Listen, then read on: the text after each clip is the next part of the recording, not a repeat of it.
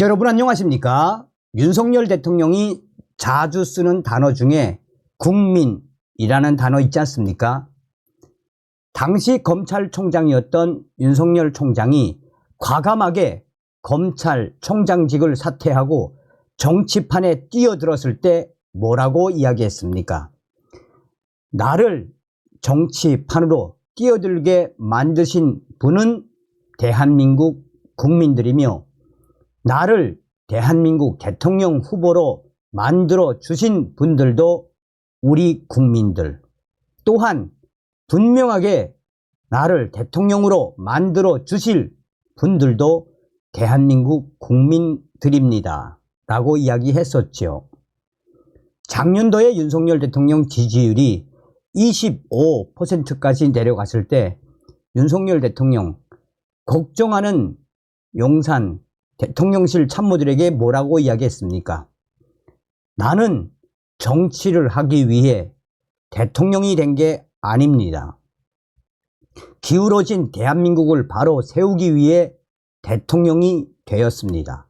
우리 국민만 믿고 갑시다 라며 미국의 유명한 대통령인 에브러험 링컨 대통령의 이 국민들에 위한 국민들 얼마나 멋있게 잘 사용을 합니까? 또 그대로 실천하고 계시지 않습니까? 또한 윤석열 대통령이 제일 존경하는 정치인이 있다면 누구겠습니까? 영국 대공황 시기에 강성 파업에 나섰던 공무원들을 강력하게 제거했던 마가렛 대처, 영국의 이 대처 수상을 존경하지요. 자, 우리 국민들만 믿고 윤석열 대통령 묵묵히 가시면 됩니다. 지금 총선 때문에 좀 어수선한 분위기지만 우리 우파에게는 기회입니다. 자, 지금 현재 민주당 난리가 났습니다. 200석 막힌 야권, 윤석열 대통령 더 독하게, 이제 야권 큰일 나게 생겼습니다. 정성산 TV 좋아요, 구독, 알림은 큰 힘이 되겠습니다. 자, 이분이 아주 유명한 분이죠. 주동식 칼럼, 총선 이후 전국 진단, 200석 막았다. 또 지루한 대치 전선 계속된다. 윤석열 끝까지 버텨라. 주동식 전 호남 대한포럼 공동대표, 유명한 분이죠. 자, 이분의 편집자 주동식 전 제3의 길 편집인이 페북에 올린 글을 그대로 전제합니다.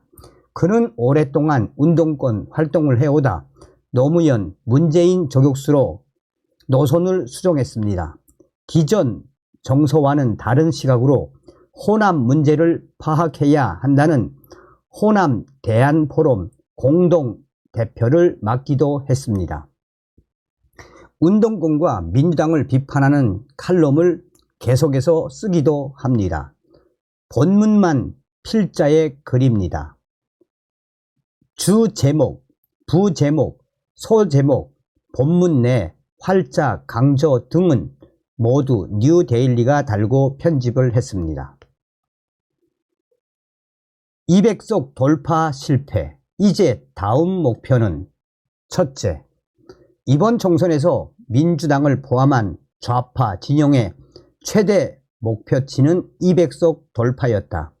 이건 좌파 진영의 공식적인 결의사항이 아니지만 암묵적인 합의였다. 중요한 것은 이걸 해내야 다음 행보, 즉 윤석열 탄핵과 개헌 등이 가능해진다는 점이다. 좌파 진영은 일단 이 목표 달성에 실패했다.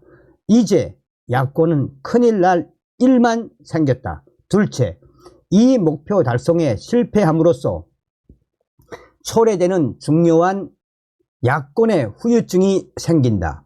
야권의 실행 목표를 상실했다는 점이다. 이제 뭘 위해서 투쟁할 것인가? 사실상 지난 대선 이후 야권을 결집해온 것은 총선에서 승리해 윤석열을 끌어내릴 수 있다는 기대였다. 이재명의 고민은 이제 시작.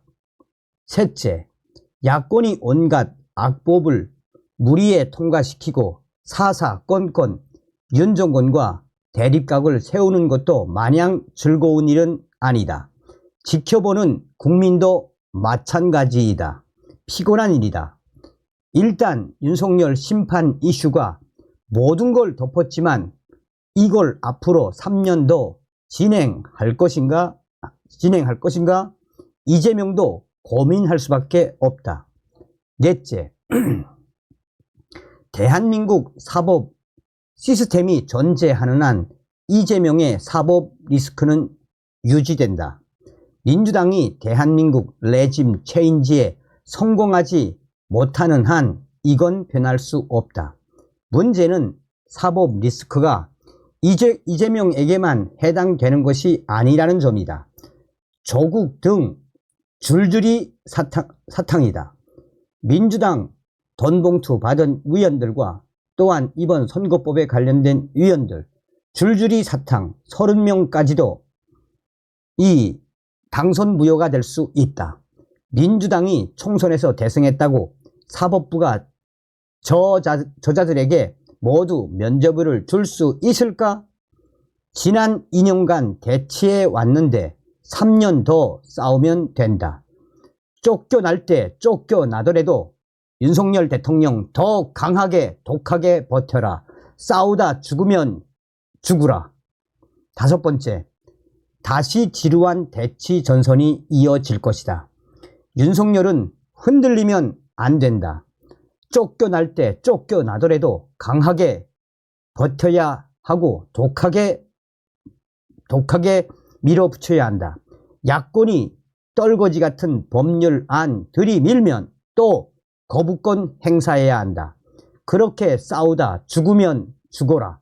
그게 대한민국 대통령에게 주어진 임무이다.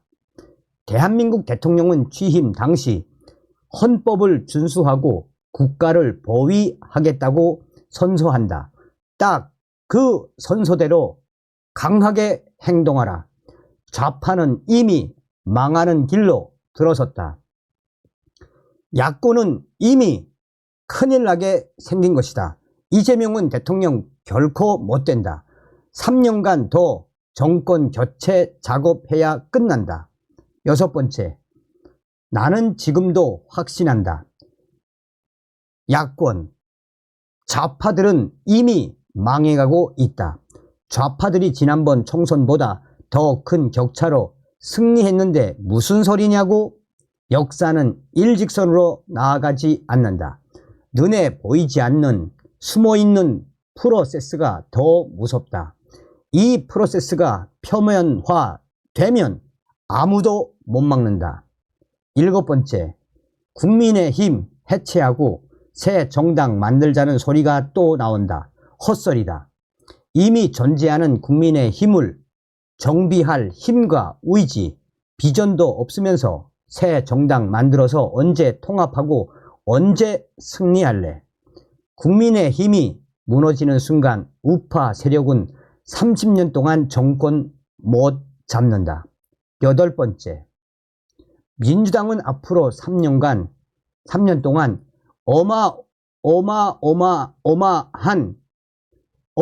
어마어마한 정치적 시험대에 오를 것이다. 그 위기는 한민당 이래 가장 심각하고 무서운 것이 될 것이다. 뿌리채 흔들릴지도 모른다. 다시 한번 말하지만 이재명은 다음 대선에서 결코 승리하지 못한다. 미완성의 상태의 정권 교체는 총선 이후에도 계속되어야 한다. 윤석열은 여기에 역량을 집중해야 한다. 죽기 아니면 살기다. 윤석열은 더 독하게, 더 강하게 밀어붙여야 한다. 민주당, 조국혁신당, 야권은 끝난다. 분열된다. 이제 야권은 큰일 날 일만 눈앞에 두고 있다. 얼마나 명글입니까? 그러니 윤석열 대통령님 국민만 믿고 강하게 밀어붙이십시오. 다음 시간에 뵙겠습니다. 멸공.